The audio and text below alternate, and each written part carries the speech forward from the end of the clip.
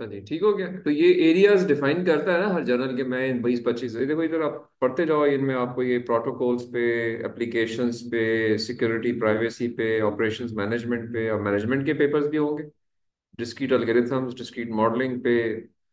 तो they allow announce कि आप इन इन एरियाज में पेपर सबमिट करेंगे, वो रिव्यू प्रोसेस से गुजरेगा, और अकॉर्डिंगली फिर आप उसको एक्सेप्ट करके। अब थोड़ा सा और देखते हैं, पर सवाल फर्दर भी क्लियर हो जाएगा यहाँ पे। So this is the journal. So journal की कुछ क्वालिटी मीट्रिक्स यहाँ पे, जिसमें से सबसे इंपॉर्टेंट मीट्रिक है इम्पैक्ट फैक्टर का। इम्पैक्ट फैक्टर को थोड़ा और भी डिस्कस करते हैं। Site score again is another important parameter. Site score पर आप क्लिक करोगे तो ये इसके बारे में भी इंफॉर्मेशन देगा कि ये क्या चीज़ है, और ये थोड़ी सी ज़्यादा ब्रॉडर डेफिनेशन है। ये भी नंबर, अच्छा, बड़ी सिंपल सी अंडरस्टैंडिंग है कि दोनों नंबर जितने ज़्यादा होंगे उतनी आर्टिकल उतनी उस जर्नल की वैल्यू ज़्यादा होगी। ठीक है। अब अगर इसको आप डेफिनेशन को देखते हैं, तो डेफिनेशन कहती है कि जी, this is the measure of average citation received per peer reviewed document published in this title. Values are based on citation counts in a range of 4 years। यहाँ 4 साल शामिल किए जाते हैं, दो नहीं किए जाते। To peer review documents, reviews, conference papers, data papers, book chapters, published in the same 4 calendar years, divided by the number of these documents in these same 4 years। तो ये 4 साल की डॉक्यूमेंटल रिकॉर्ड है। तो साइड स्कोर में और impact factor में थोड़ा सा डिफरेंस है। इम्पैक्ट फैक्टर इटसेल्फ भी 2 साल का भी होता है और 5 साल का भी होता है। तो बहरहाल ये चीज़ें कुछ आहिस्ता आहिस्ता आपको पता चलती जाएंगी, बट पॉइंट हाईलाइट करने का मकसद ये है कि हर जर्नल में कुछ परफॉर्मेंस मीट्रिक्स हैं जो कि आपने नोट करने होते हैं। और अभी मैं जब एच खोलूंगा तो आपको ज़्यादा क्लैरिटी आ जाएगी। थोड़ा सा और इसको और देख लेते हैं जी। यहाँ इन्होंने बात की हुई है कि इसमें एक आर्टिकल पब्लिकेशन चार्जेस भी हैं। इसका मकसद ये होता है कि अब बहुत सारे जर्नल्स जो हैं वो ओपन एक्सेस और क्लोज एक्सेस दोनों पे चल रहे हैं।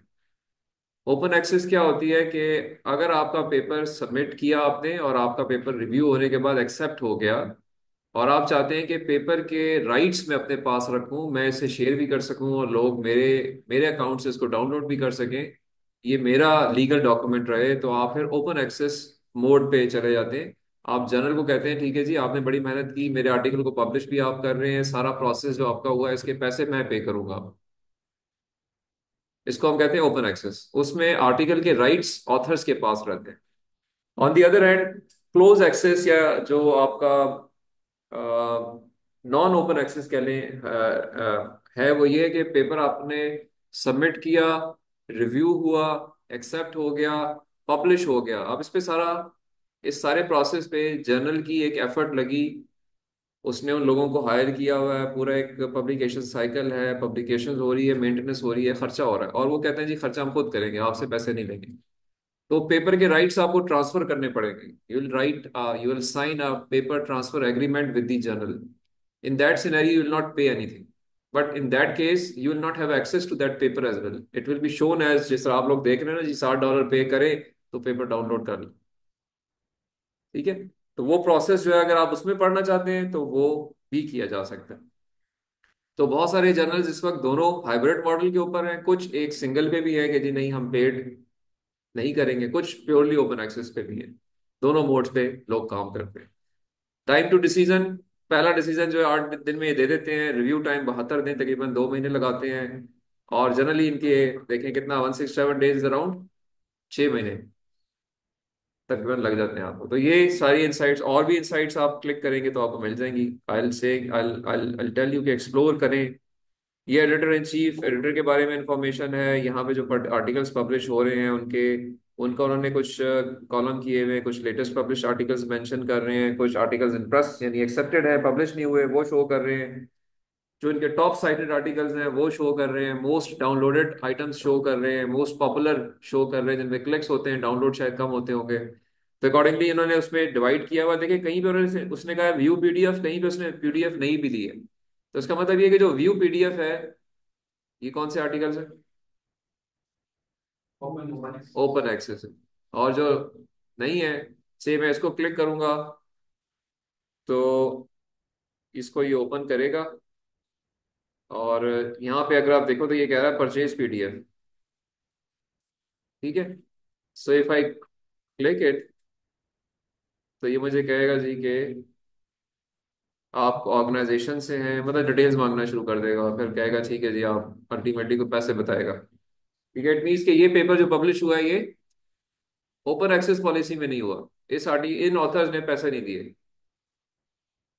वेयर एज जी। आपकी इन्फॉर्मेशन यहाँ पे आ रही थी तो आप लेकर आपने कौन से ऑथर्स करना वो आप ऑथर्स को डायरेक्टली रिसर्च कर सकते हैं कर कि सकते उनको कर इंस्पायर से आता कर है। सकते कर सकते ऑथर्स को ऑथर्स को ये अथॉरिटी होती है कि वो देखें, रूल्स के मुताबिक तो उनको 5 से 10 लोगों की परमिशन होती है उससे शेयर कर लें। ठीक है, अब उनकी मर्जी है, वो ज़्यादा को भी भेज सकते हैं, लेकिन वैसे उनको उनको अथराइज होता नहीं।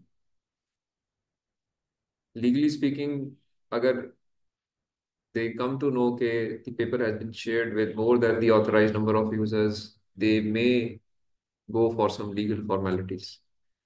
क्योंकि एम यही है ना, उन्होंने खर्चा किया तो वो चाहते हैं कि हमसे खरीदें आप।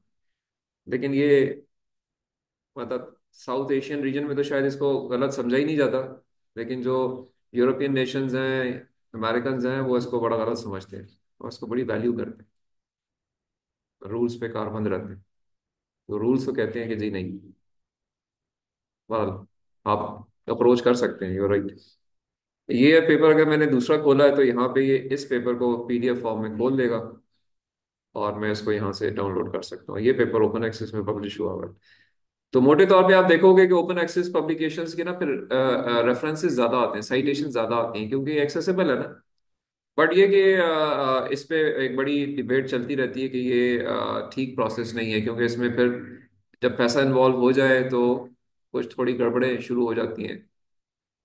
तो वो पर एक वो डिबेटेबल है चीज़, मैं उस पर भी नहीं जाऊंगा। लेकिन ये कि आप दोनों ऑप्शंस इसमें देखें, ये इसके अंदर ऑप्शंस हैं। अगर ऊपर देखते हैं आप, देखें इसमें इसने guide for authors, article submit करने का, आप ये अपना आर्टिकल सबमिट करना चाहते हैं आप सबमिट कर सकते हैं। इनकी जो ऑप्शंस हैं वो ऑप्शंस यहाँ पे दी हुई हैं उन्होंने। आप गाइड फॉर ऑथर्स दी हुई हैं, पेपर बनाना कैसे है आपने। तो there are lot of information on this web page and sort of comprehensive from all aspects. कुछ स्पेशल इशूज भी ये पब्लिश करते हैं। ठीक है, ये देखें, ये स्पेशल इश्यूज हैं कुछ,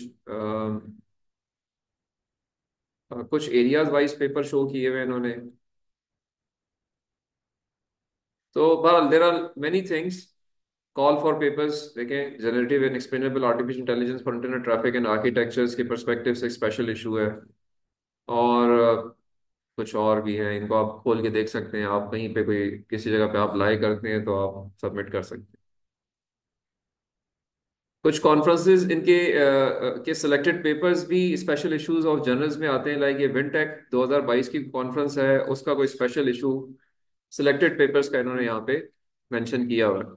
तो मतलब पॉइंट ये है कि कॉन्फ्रेंसेस भी अप्रोच करती हैं जर्नल्स को, और जर्नल्स अकॉर्डिंगली उनके भी आर्टिकल्स को पब्लिश करते हैं in their special issues after necessary expansions और काम करा के, क्योंकि ये थोड़ा टेक्निकली ज्यादा स्ट्रॉन्ग डॉक्यूमेंट होती है देन अ कॉन्फ्रेंस पेपर।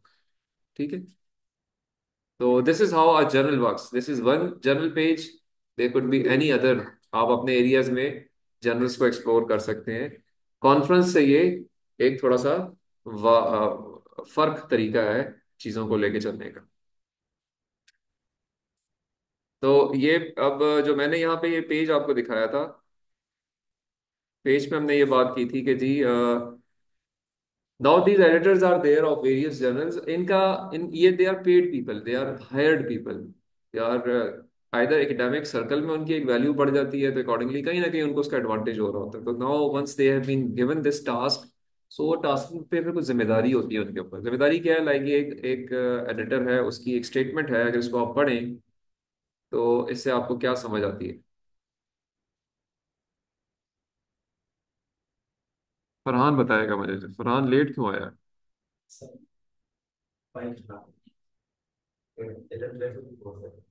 हाँ, ट्रैफिक जल्दी निकलना होता है ना।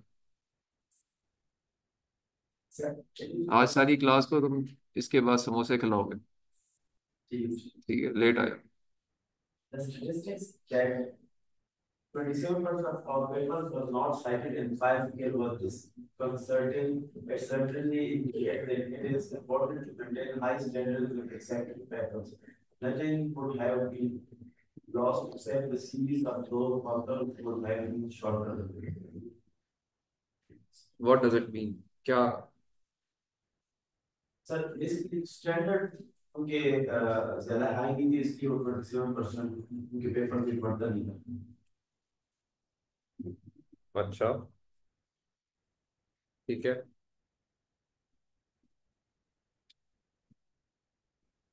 और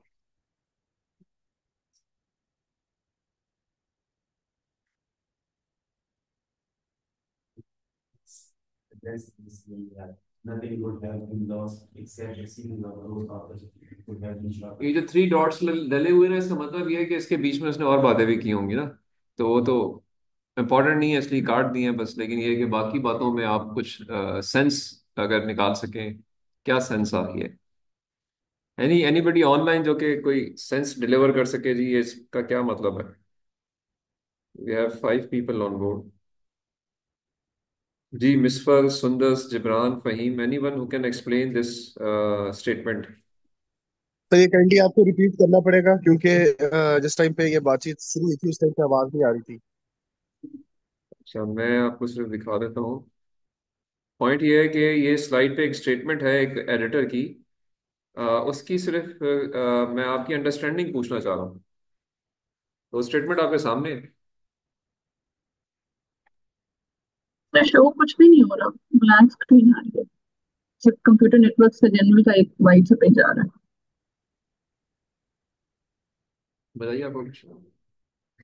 आपकी आवाज़ ठीक नहीं आ रही, दोबारा बताइए। तो मैं कह रही हूँ कि कंप्यूटर नेटवर्क्स का जनरल आपने कोई खोला हुआ है, लेकिन उसकी स्क्रीन सिर्फ वाइट आ रही है और कुछ भी नहीं शो हो रहा। सर हमारे सामने अच्छा, चलें, let me blank let screen है मी लेट और मी नजर शेयर नहीं आ रही। Presentation. I get your point. I get your point, okay. असल में हमने अभी तक वो आपसे शेयर नहीं की। ठीक, I think now it is shared.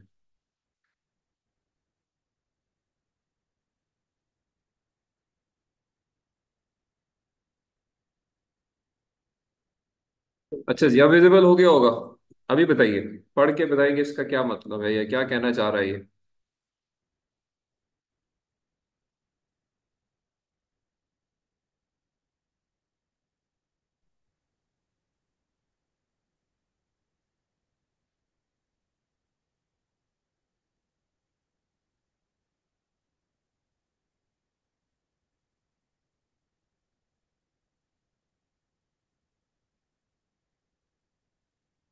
Ji. Sir इसमें ये कहना चाह रहा है कि जो स्टैटिस्टिक्स हैं 27% ऑफ पेपर्स हैं वो पब्लिश नहीं हुए, वो डिसकंसर्टिंग है। क्योंकि इसका ये पॉइंट है जो इसने रेड में हाईलाइट किया हुआ है कि ये इंपॉर्टेंट है हाई स्टैंडर्ड्स मेंटेन करना जब भी आप कोई पेपर, रिसर्च पेपर कोई एक्सेप्ट कर रहे हैं। उसमें ओके। किसी किस्म की गलती ना हो, उसमें रिसर्च से भी हो, उसमें ऑथर्स के नाम, उनकी जो बायोडाटा है, जो उनका डाटा है खास तौर पे कोई भी किसी चीज़ से रिलेटेड, वो ठीक उसमें आया हो। यानी स्टैंडर्ड मेंटेन करना उसमें शर्त है कि सही हुए हैं उनसे। अच्छा जी, जिब्रान आप क्या कहाँ पे होते हैं? सर मैं एफसी बलूचिस्तान साउथ में हूँ सर, दश्त साउथ में। अच्छा, ठीक है। आप अपना आइडिया या टॉपिक अप्रूव करवा चुके हो पहले? नहीं सर, मैं बिजी था सर, नहीं करवा सका मैं। आज मेरा टाइम मिला तो मैं क्लास अच्छा, अटेंड कर पहली रहा था। क्लास है आपकी, तो आपने लेक्चर्स पिछले सारे देखे हुए ना? जी सर, लेक्चर्स मैंने देखे हैं सारे यूट्यूब पे, और मैंने इनकी समरीज भी दी हैं सर, जमा करवाई हैं इनसे। अच्छा, चले ठीक है, आपकी चले एक्सप्लेनेशन आ गई है। Let's listen to somebody else. कौन बताएगा कि आप में से कोई क्लास में सर ये मसला ये है सर कि अंग्रेजी अंग्रेजी में बात करनी, अंग्रेजी में लिखना है, अंग्रेजी को समझना बहुत ज़रूरी है। अब हमारा मसला ये है हमारे मुल्क के लोगों के, हमें अंग्रेजी जो है ना वो अंदाजे लगा के समझ आती है। तो ये इसमें बड़ी क्लियर एक चीज में मेंशन्ड है जो कि आई वुड बी इंटरेस्टेड कि कोई बता सके कि क्या मकसद है। सर ये एडिटर है इसके अंदर के अंदर रिमोट सेंसिंग ऑफ हाँ। एनवायरनमेंट, ये सर ये बताना चाह रहे हैं कि लास्ट 5 ईयर में जो हमने पेपर एक्सेप्ट किए हैं उनमें से 27% पेपर ऐसे थे जो किसी ने साइट ही नहीं की। तो वो कहना ये चाह रहे हैं कि हमें अपने स्टैंडर्ड्स को ना मेंटेन करना होगा, या तो हम एक्सेप्ट कर रहे होंगे कि हमें क्वालिटी ऑफ जर्नल देखना पड़ेगी। ठीक है। तो इस तरह हम स्टैंडर्ड्स को भी अच्छा, आगे फिर आपकी भी साइकिल फेल हो गई। आगे आगे क्या कह रहा हूँ? आगे भी एक जुमला कह रहा है ना, उसका क्या मतलब? जिब्रान, यहाँ तक तो जिब्रान ने भी बताया था। जिब्रान, अगली आखिरी लाइन जिब्रान ने एक्सप्लेन नहीं की, सर वो सीवी आपने भी एक्सप्लेन नहीं की। सीवी वाला हाँ। इसका मतलब ये है कि जो ऑथर है, अगर हम ये 27% पेपर्स हैं तो जो ये completely लो क्वालिटी पेपर्स हैं, हमें कोई भी साइट नहीं कर रहा है, इन पेपर्स को अगर हम रिजेक्ट कर देते हैं तो ऑथर्स का क्या नुकसान होगा?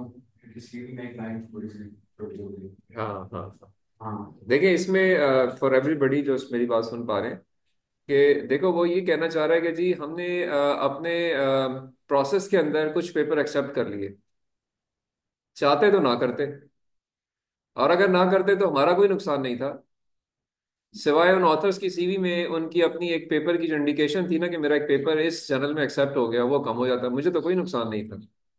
तो I would have gone for that decision कि यार ये पेपर है, या एक सेट ऑफ पेपर्स हैं जो कि इस काबिल नहीं है, या से 100 में से 100 नंबर वाले नहीं है, 100 में से 90 नंबर वाले हैं, तो मैं अपने स्टैंडर्ड को एक नॉच या दो नॉच अप कर दूं, मैं उनको भी एक्सेप्ट ना करूं, मेरा कोई नुकसान नहीं है, क्योंकि वो ऐसी चीजें साइट तो होती नहीं है बाद में।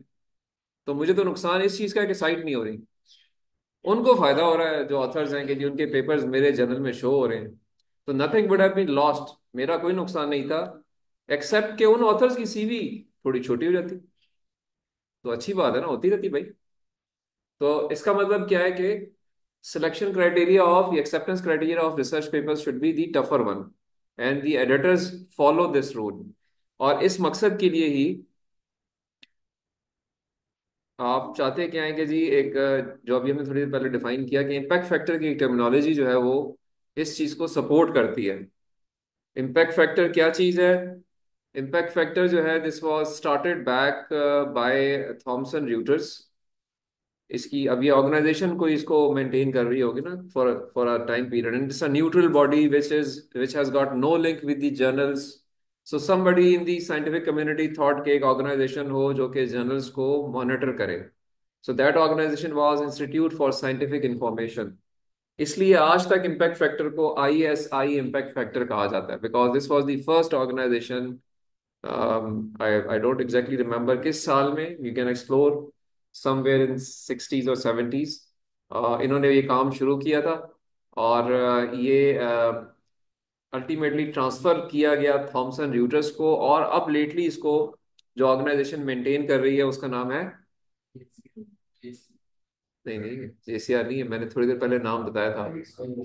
नहीं नहीं, वो तो पुराने थे ना। ISI was the first one, Thomson Reuters was the second one, Clarivate Analytics जो कि अभी मेंटेन कर रहे हैं under the umbrella of web of science. ठीक है। And they publish JCR।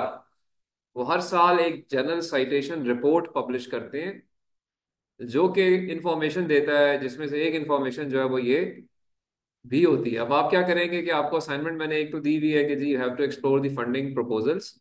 आज जाके जरा JCR ऑफ 2024 भी फिगर आउट करें।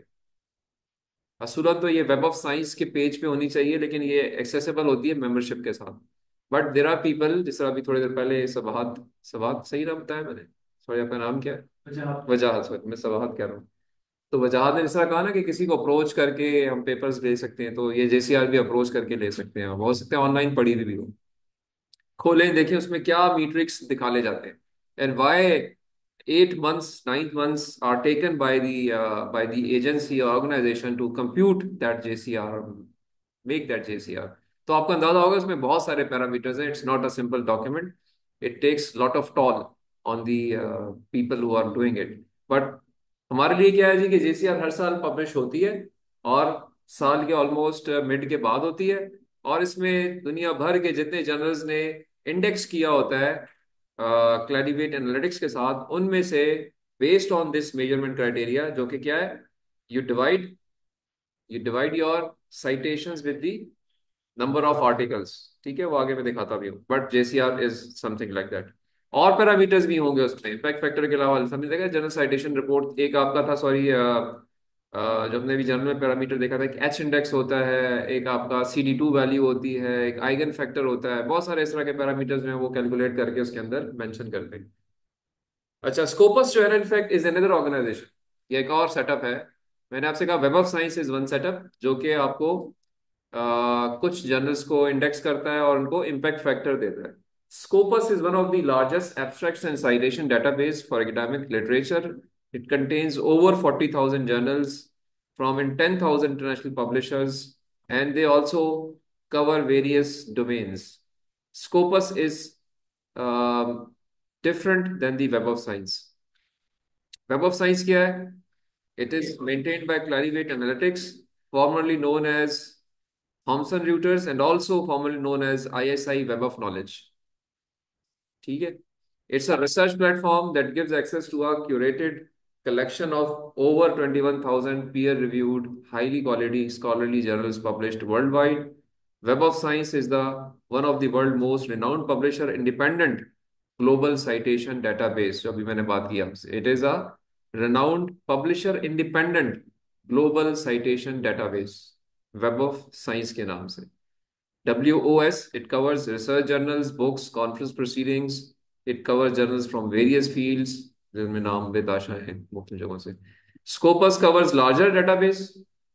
इनका साइज थोड़ा कम है, बट ज्यादा पॉपुलर जो है वो वेब ऑफ साइंस है. ठीक है, सो ये दो इंडेक्सेशन एजेंसीज हैं जो कि पॉपुलर है.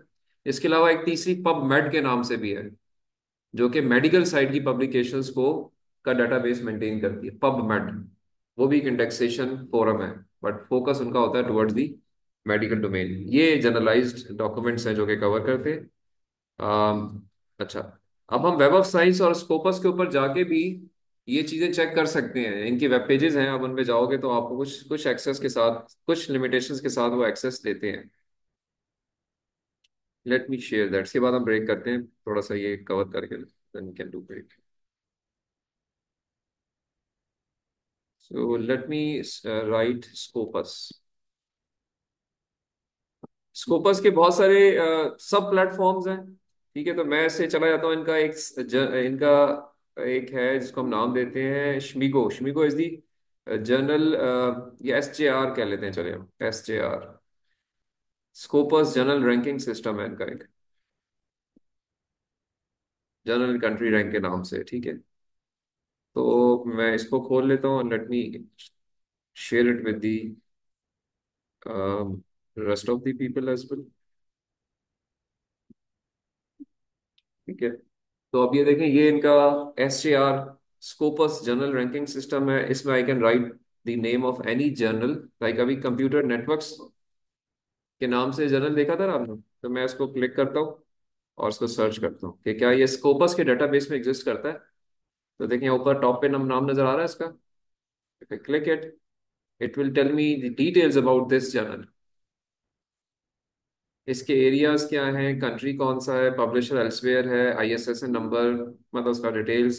कवरेज 1977 में शुरू हुआ, 84 तक जारी रहा, फिर उसके बाद 89 से 1990 तक, फिर 96 से 2023 तक, यानी इतने सालों से पब्लिश हो रहा है. तो इसके number of volumes can be just seen. Home page इसका क्या है, कॉन्टैक्ट इंफॉर्मेशन. आप चलते जाइए, इधर आते हैं तो यहाँ पे हमें ये क्वार्टाइल्स की इंफॉर्मेशन दे रहा है. क्वार्टाइल्स इस वक्त 2023 में इसका क्वार्टाइल 1 है. ठीक है, क्वार्टाइल क्या होते हैं ये भी मैं बताता हूँ आपको थोड़ी देर. 2017 में क्वार्टाइल 2 में था, 3 और 4 में ये नहीं गया. क्वार्टाइल 4 हो सकते हैं. ठीक है उमर, बट इस वक्त ये लेटेस्ट बेस्ट क्वार्टाइल के अंदर है. तो क्वार्टाइल, फिर कुछ और पैरामीटर्स इसने कैलकुलेट किए हुए हैं कि जी इसकी स्कोपस जनरल रैंक क्या है इस टाइम पे. 1.52 इसका SJR वैल्यू है, और ये उसका ट्रेंड है. डॉक्यूमेंट जो इसमें पब्लिश हुए हैं इस वक्त 23 में 485 आर्टिकल्स पब्लिश हुए हैं, पिछला ट्रेंड भी है. साइट्स, सेल्फ साइट्स और किसी और ने साइट किए हों, सेल्फ साइट्स के जनरल में अपने आप को ही साइट किया जा रहा हो, तो वो इन्होंने ऑलमोस्ट 360 रखे हैं, इनके हुए हैं, वो भी हो सकते हैं. और 8,216 जो है वो टोटल साइट्स है. कुछ और पैरामीटर्स भी हैं, इनको आप एक्सप्लोर कर सकते हो। साइट्स का डॉक्यूमेंट 4 साल का, 3 साल का, 2 साल का, मतलब इन्होंने पैरामीटर्स शो किए हुए हैं, और इनको आप वन बाय वन एक्सप्लोर करके देख सकते हैं। Documents related to SDG, SDG का कॉन्सेप्ट नया आया अभी पिछले के 4-5 साल से, सस्टेनेबल डेवलपमेंट गोल्स के पर्सपेक्टिव से। तो ऐसे पेपर्स जो कि उनको सपोर्ट कर रहे हो और वो उसमें अपने इंडिकेट करते हो, तो 23 में इन्होंने 82 आर्टिकल ऐसे पब्लिश किए हैं। और इधर नीचे आते हैं तो इन्होंने एक अपना SCR 1.52 मेंशन किया, उसका ट्रेंड मेंशन किया हुआ है, और उसके बेस पे इन्होंने इसको Q1 डिक्लेयर किया हुआ है। Quartiles are given by Scopus, they are not given by Web of Science. Web of Science gives the impact factor. This forum does not give impact factor, it gives SJR. SJR is similar to impact factor, but they do not describe the mathematical formula for this. ये क्या है, but इसका ताल्लुक citations और article publish से ही है। Computer network का जब हम देखते हैं जाके इम्पैक्ट फैक्टर, तो वो क्या था? 4.4 था, ज्यादा था ना? ये थोड़ा सा कम है, लेकिन ये इनका टॉप नॉच SJR है। SJR की एक रेंज होगी ना, इसका मतलब क्या है कि SJR जो है वो हो सकता है जीरो भी हो किसी का, और जीरो से लेके 2.5 तक हो सकता है, 2.6 तक हो सकता है, 7.6 तक, कोई भी नंबर आ सकता है ना एक साल में। नॉर्मलाइज करते होंगे मिनिमम से मैक्सिमम, तो एक रेंज डिफाइन होती होगी। तो जब रेंज डिफाइन होती है तो रेंज को आप डिवाइड कर सकते हैं into frequency bins. Let me see, अगर मैंने इस स्लाइड पे रखा हुआ है चीज तो वहां से आपको ज्यादा अच्छी एक्सप्लेन हो जाएगी, बट अगर नहीं रखी तो मैं आपको फिर बोर्ड पे बताऊंगा।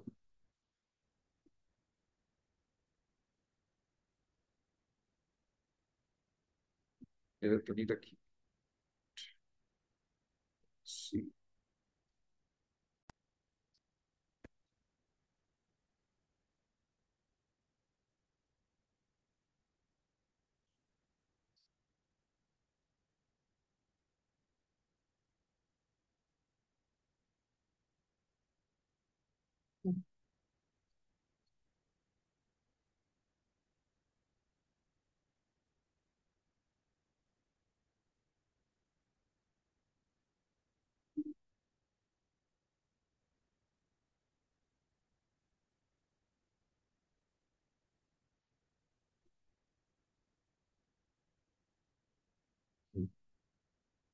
Let me share this now.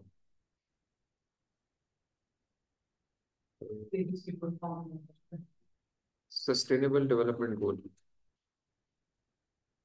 Sustainable development. अच्छा जी। अच्छा, ये देखिए, ये स्लाइड पे आपको अब मैं सिर्फ क्वार्टाइल्स एक्सप्लेन कर रहा हूँ जो कि स्कोपस देता है। आपको ये लग रहा होगा जी कि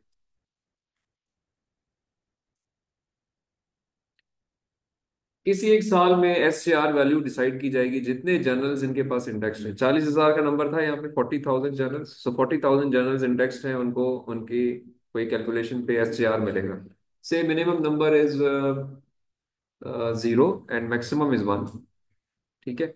so what I can do कि जितने जर्नल्स हैं वो उसमें फ्रीक्वेंसीली डिस्ट्रीब्यूट हो जाएंगे। कोई होगा 0.1 वाला, कोई होगा 0.2 वाला, कोई होगा 0.4 वाला, कोई होगा 0.7 वाला, कोई होगा 0.9 वाला। 70,000 जर्नल ये क्रॉस जो है वो सारे वो जर्नल्स हैं जिनके SCR लिखे जा रहे हैं। हम 4 लाइंस ड्रॉ कर सकते हैं, और 4 लाइंस में 4 सेग्रीगेशंस हो जाएंगी, यानी 0 से लेके 0.25 तक maybe I could decide कि एक लाइन बन जाएगी, 0.25 से 0.5 एक और लाइन बन जाएगी। और हर साल वेरी करेगी ना, क्योंकि अभी तो 0 से 1 है, तो मैं एक आइडियल नंबर ले रहा हूँ, but could be any number. Normalization में 0 से 1 ही होगा। तो 0 to 0.25, 0.25 to 0.5, 0.5 to 0.75, 0.75 to 0.99 या 1। अब जो जर्नल्स जब प्लॉट होंगे तो किसी एक जगह पे लाई कर, किसी एक ब्रैकेट में लाई कर रहे होंगे। तो पहला जो ब्रैकेट है वो Q4 है, अगला जो ब्रैकेट है वो Q3 है, फिर Q2 है, और फिर Q1 है।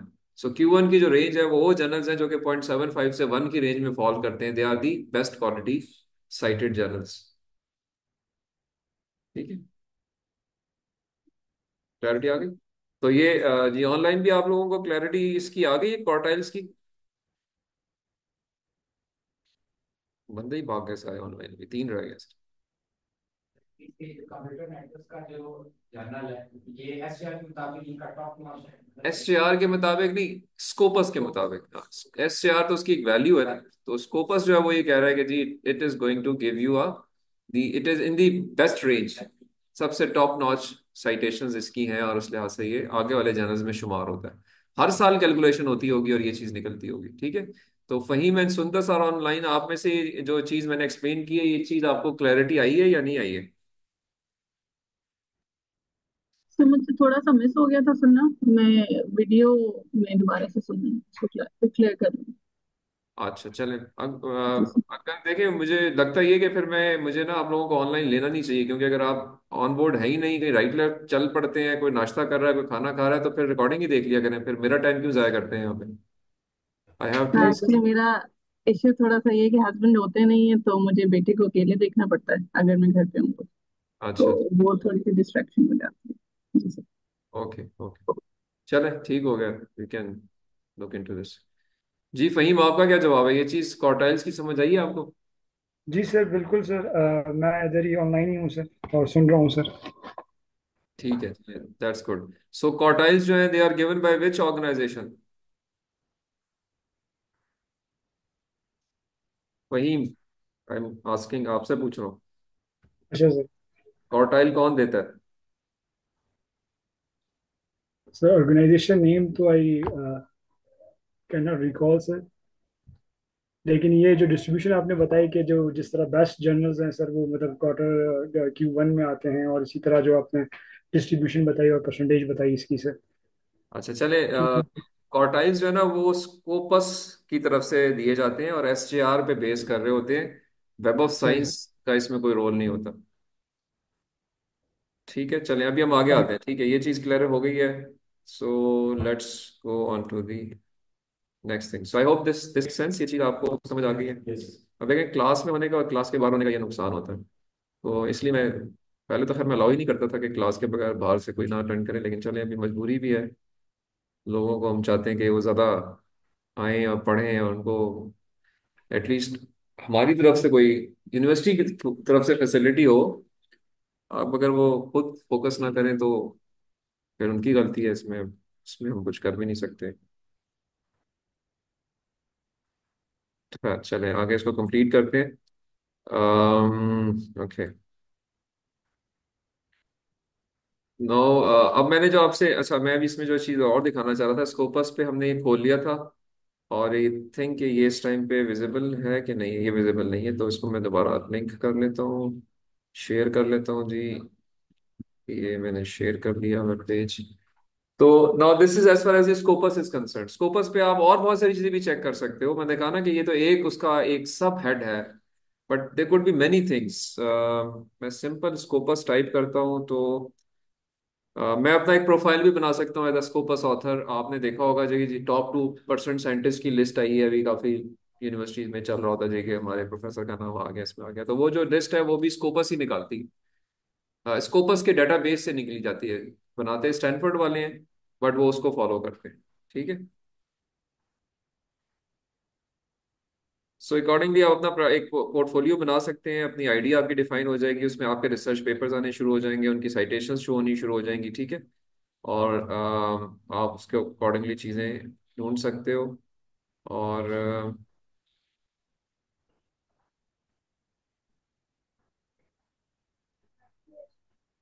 Perfectly ready.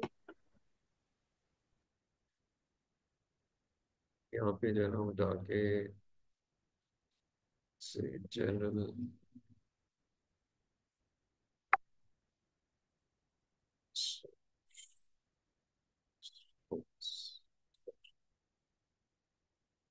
abstract and citation database, scopus search,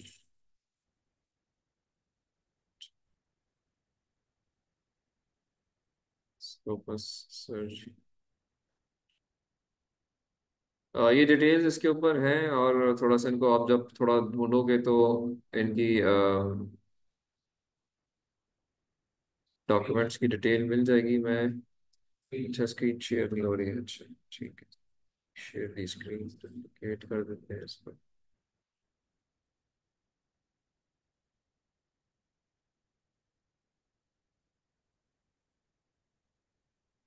right, अच्छा जी ठीक है, ये यहाँ पे स्कोपस को मैंने ओपन किया है स्कोपस एल्सवेयर डॉट कॉम पे, और ये अकॉर्डिंगली इसमें इसकी डिटेल्स वगैरह और डॉक्यूमेंट सर्च रिजल्ट्स कैसे लेने हैं आपने, और अभी इसमें कुछ ना कुछ हाइपरलिंक चीज़ें भी हुई होंगी, हाइपरलिंक्स को खोलते जाएं तो आपको चीज़ें मिलती चली जाएंगी। और पे चले जाते हैं।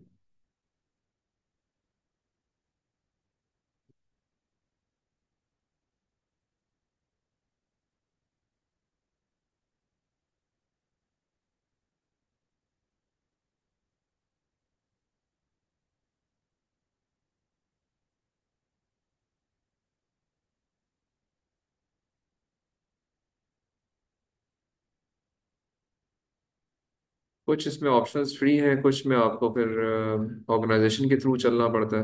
बहरहाल ये कि स्कोपस को एक्सप्लोर करें जाके, इसके अंदर बहुत सारा कुछ है, जर्नल्स भी होंगे इसमें, आपको कॉन्फ्रेंस प्रोसीडिंग्स भी नजर आएंगी इंडेक्सेशंस के पर्सपेक्टिव से। ठीक है। प्री प्रिंट्स जो है ना वो इसलिए इस तरह से होते हैं कि कुछ लोगों ने ना अभी पेपर उनके एक्सेप्ट नहीं हुए होते, बट वो एरिया एक्सपर्ट्स के व्यू पॉइंट के लिए ना उनको अपलोड कर देते हैं कि आप इस पर मुझे गाइड करें, गलत है ठीक है, कुछ फर्दर इम्प्रूव हो सकता है। They are not the publish papers but just for the review perspective.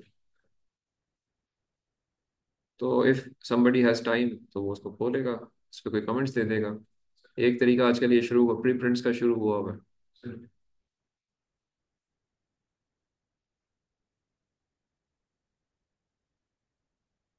जो आप जब पेपर रिव्यू करते हैं, जर्नल या एसपीआर उन्हें पे करता है फॉर रिव्यू। नहीं, इट्स इसको कहते हैं आपके, you do good thing for somebody and somebody else will do good thing for you। It's वो क्या कहेंगे इसको, वो है, एक लफ्ज यूज होता है ना उर्दू में। हाँ, नहीं नहीं, कर्मा नहीं, कर्मा नहीं, ये इसको कहते हैं नाम जहन से निकल रहा है। गूगल स्कॉलर के प्रोफाइल में आ जाएगा, प्रोफाइल स्ट्रॉन्ग हाँ होती है। वो तो चल रहा होता है साथ साथ, वो चीजें तो हैं, उस तरह की चीजें तो बिल्कुल हैं। लेकिन इसने प्री प्रिंट्स की डेफिनेशन दी हुई है, जो आपका सवाल था, what are preprints. It's a scholarly paper that precedes publication in a peer-reviewed journal and act as an early indication of research. It reside on preprint servers which cover a set of domains and allow for dissemination, laying claim to an idea and help collect feedback prior to submission. In some fields, preprints are the main communication vehicle. Preprints differ from articles in press in that preprints are not peer-reviewed and not accepted for publication in a journal. ठीक है। Y introduce, इसकी reason भी इन्होंने दिए, पहले नहीं हुआ करता था। तो उसकी रीजन उसने दी है कि जी, increasingly used as an evaluation and decision support tool, we see the need to look at scholarly output through the researcher lens. In preprints provide a more detailed view of researchers and what scholarly work they create over the course of their careers. Several clear use cases to assess if other researchers are performing cutting edge, innovative research, allowing other researchers to identify potential collaboration partners, to read or assess another researcher's most recent work, to get a more comprehensive portfolio overview, allow funding agencies to assess funding applications, monitor project progress, and demonstrate impact through early forms of scholarly output. Paper आपका accept नहीं हुआ, आपने काम किया हुआ है, acceptance में 6 महीने लग रहे हैं, तो आप प्री प्रिंट फॉरन पब्लिश हो जाएगा, तो वो अवेलेबल होगा, किसी ने देखना है तो देख सकता है ये काम ये कर रहा है, तो उस हवाले से भी इसका फायदा हो जाएगा। The preprints can be incorporated into author profiles, मतलब there are many things। अब ये मतलब आई वुड से कि एक दिन भी शायद काफ़ी नहीं है कि इसकी डिफरेंट चीज़ों को हम एक्सप्लोर कर सकें। आप इसको अपने एंड पे जाके देखें कि स्कोपस क्या है, कैसे काम करता है, क्या क्या चीज़ें अवेलेबल कर देता है आपको। ठीक है। सिमिलरली वेब ऑफ साइंस को देख लेते हैं इससे पहले कि हम ब्रेक करें, या ब्रेक के बाद कर लें वेब ऑफ साइंस। सबसे लेट आया और सबसे ज़्यादा शोर ये करेगा अभी ये।